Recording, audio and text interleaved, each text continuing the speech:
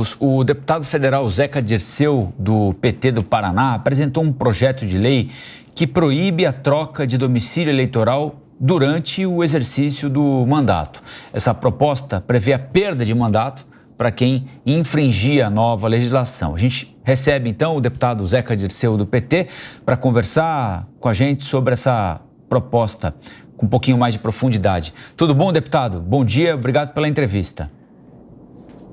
Bom dia, prazer muito grande poder estar aqui, conversar com vocês sobre esse tema tão importante. Deputado, eu vou fazer a pergunta direta já para o senhor. Esse projeto tem como alvo ou teve como ponto de partida a deputada Rosângela Moro, que sai de São Paulo para voltar aí para o Paraná? Olha, a atitude da deputada Rosângela Moro é desprezível. Desprezível em relação à população de São Paulo e aos seus eleitores. Ela está desconsiderando tudo isso, quase no início de um mandato, e de forma até desesperada, eu diria, percebendo que a cassação do seu marido, Sérgio Moro, é iminente, vai acontecer em pouco tempo, ela volta o domicílio para o Paraná, que na verdade é o domicílio que ela teve, durante toda a sua caminhada. Eu tenho um entendimento, eu tenho ouvido juristas sobre isso, especialistas em direito eleitoral, que hoje já é proibido esse tipo de atitude. Vai contra um conjunto muito grande de outras leis do país e até mesmo do ponto de vista constitucional, eu diria. Eu apresentei esse projeto de lei para ficar mais explícito, para ficar mais bem caracterizado que, obviamente, alguém no meio, no início de um mandato por um estado não pode trocar o domicílio eleitoral por outro. Isso vale também para um vereador de uma cidade que acabou de se eleger, está começando um mandato, ele não pode trocar o domicílio eleitoral dele para uma outra cidade, às vezes a 400, 500 quilômetros de distância da onde ele foi eleito e da onde ele tem que exercer, ele tem que conviver. No caso dela, ela deveria estar presente 100% do seu tempo em São Paulo, para conhecer o estado, ver os problemas que a população enfrenta. Vocês estão mostrando aí, esse absurdo, que está acontecendo com o fornecimento de energia elétrica, mas, infelizmente, ela tomou uma atitude que eu considero muito equivocada e, por isso, eu decidi propor aos meus colegas, à Câmara dos Deputados, depois ao Senado, deixar mais explícito isso na lei, até para facilitar futuras decisões. Agora, deputado, bom dia. O senhor fala em várias ocasiões, em entrevistas à imprensa, em oportunismo e fraude eleitoral, como essa tentativa de mudança de domicílio durante o mandato para se beneficiar em eleições eventuais que possam acontecer logo na sequência. O senhor mencionou sobre prejuízos para os eleitores, tanto daquele domicílio atual como daquele que será o próximo, caso o candidato efetivamente seja eleito. Que tipo de problema pode decorrer? Que tipo de prejuízo pode decorrer? Seria uma forma, talvez, de o candidato estar preocupado com o futuro domicílio, negligenciar ações que deveria fazer para aquele domicílio que atende no momento? Queria mais explicações sobre isso. A lei eleitoral, ela já determina que para a pessoa ter um domicílio num determinado estado, num determinado município, ela tem que viver naquele local. Tanto é que se exige um comprovante de residência. Como é que alguém vivendo no Paraná vai conhecer e vai vivenciar os problemas de São Paulo? Como é que alguém vivendo no Paraná, como deputada federal, vai conseguir ver as coisas positivas que existem em São Paulo, no interior do estado, nos rincões do estado de São Paulo? Obviamente está prejudicada o papel muito importante que a lei também determina a um deputado federal, que é o papel de representar. Ela, obviamente, está inviabilizada nessa tarefa de representar um estado que ela não tem mais o domicílio eleitoral, sendo que ela vai ser obrigada a ter no outro estado, no caso o Paraná, residência. Então ela vai viver no Paraná, ela vai estar no Paraná, a não ser que ela esteja fraudando. Ela não vai viver no Paraná, ela não vai ficar no Paraná, ela está cometendo uma fraude, está tentando enganar a justiça eleitoral. Aí o prejuízo é aos paranaenses, que é um desaforo até às leis do país e a própria justiça eleitoral, que pode proceder agora, ao longo desse ano, talvez no comecinho do ano que vem, uma eleição suplementar ao Senado, pela cassação eminente, diante do volume muito grande de provas que tem contra a campanha milionária, com abuso econômico, fora de época, que levou Moro a ganhar a eleição do Senado no Paraná. O deputado Amanda Klein quer fazer uma pergunta para o senhor também. Amanda? Deputado, bom dia, prazer em falar com o senhor. Então vamos às vias de fato, vamos falar do julgamento que será retomado essa semana, o que o senhor espera em termos de placar, tem muita gente falando em 4-3, houve um voto aí do relator, um voto extenso do desembargador Falavinha contra a cassação de Moro, depois o desembargador Sade, que foi inclusive apontado pelo presidente, indicado pelo presidente Lula, votou a favor da cassação. O que o senhor espera para o julgamento dessa semana, para o julgamento no TSE, né? E a gente sabe que o senhor é um dos pré-candidatos aí à corrida pelo Senado, caso Moro seja efetivamente cassado, e também como o senhor responde a uma tese que tem sido colocada pela defesa, que é a seguinte: olha, então agora, a partir de agora, se o Moro for cassado, qualquer candidato que resolver se candidatar, sei lá, a prefeito nas eleições municipais, depois não for aprovado na convenção partidária e voltar e tentar concorrer a vereador, então esse candidato pode ser acusado de abuso de poder econômico pelo que já gastou na eleição. Como é que o senhor responde a essa crítica também? Eu sei que são várias perguntas, mas vamos lá. Essa afirmação feita, né, pela turma do Sérgio Moro, ela é falsa.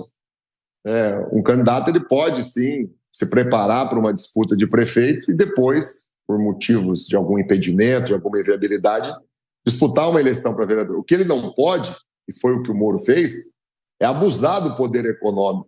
É fazer investimento na casa de milhões. Nós apuramos, isso está lá aprovado nos autos, e as provas foram produzidas pelos partidos do Sérgio Moro, pelo próprio Podemos e depois pelo União Brasil, que ele gastou em torno de 20 milhões de reais. Se ele tivesse gasto 100 mil, 200 mil, né, ou um pouco menos que isso, tem que ver lá o patamar que estava estabelecido para aquela eleição, não haveria problema de ter tentado disputar um cargo e disputar o outro. Ele não está sendo cassado por causa disso. Ele está sendo cassado porque ele abusou do poder econômico, que ele fez uma pré-campanha de milhões e isso desequilibrou o pleito. Ele não ganharia a eleição se não tivesse feito isso. Prova disso que o resultado foi muito apertado. Acho que ele fez em torno de 32%, 33%. Fez pouco voto naquela eleição. Então ele ganhou muito apertado. Se não fosse isso, ele não teria ganhado a eleição. Há aí um crime eleitoral evidente, né? Eu imagino que a cassação dele vai se dar no TRE, vai se dar por um placar que não vai ser apertado, vai ser um placar folgado, por um motivo muito simples. As provas são muito evidentes, são muito robustas, e já existem decisões, não sei se do TRE, talvez exista, mas do TSE já existem decisões, e não foi só da senadora, juíza, Selma, que era chamada, inclusive, Moro de Saias, foi cassada, né, pelos mesmos motivos. Há várias outras decisões no mesmo motivo, por cassação de registro de candidatura e por cassação de mandato. Então não tem como o TSE tomar várias decisões, e aí só nesse caso o TRE do Paraná ou o TSE pensar diferente. E vale esclarecer muito que não é apenas o PT do Lula que pede e prova a cassação do Moro, não é apenas o PL do Bolsonaro que pede e prova a cassação do Moro. O Ministério Público Eleitoral, que é insuspeito, né, que não toma lado, né, que faz o seu papel, muitas vezes até com rigor em relação à esquerda, em relação ao PT, ele está pedindo a cassação do Moro. Ele ouviu as nossas provas, ele viu a nossa denúncia e se somou a nós na acusação pedindo a cassação do Moro. Então, isso é um fato que tira um pouco essa tese de que há um revanchismo político, de que é uma medida de interesse partidário. Não. O Ministério Público Eleitoral, que não é do PT, que não é do PL, pediu a cassação do Moro pelas provas evidentes. Deputado, bom dia. Deputado, o senhor é pré-candidato ao Senado nessa eventual eleição suplementar que possa acontecer no Paraná, e nesse contexto o senhor poderá ser um oponente de Rosângela Moro, da deputada Rosângela Moro, nessa disputa, eventualmente.